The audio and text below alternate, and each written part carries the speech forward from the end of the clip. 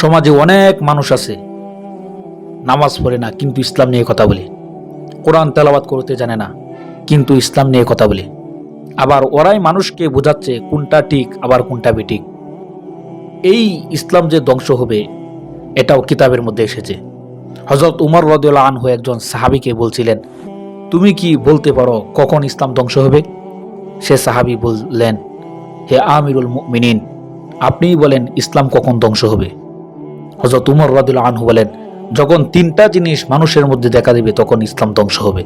এক নাম্বার দল্লাতুল আলেম, আলেমের পদস্খলন, মানুষ আলেমের কথা শুনতে চাবে না। দুই নাম্বার ওয়াল আইমাতুল মুজিল্লিন, শাসকের পদস্খলন, শাসককে মানুষ দাম দেবে না, শাসক ইসলামের পথে থাকবে না। যখন এই বিষয়গুলো যখন দেখা দিবে, যখন মানুষ নিজেরাই ফতোয়াবাজি শুরু করবে, তখন বুঝতে পারবা ইসলাম ধ্বংসের মুখে ঠেলে যাচ্ছে।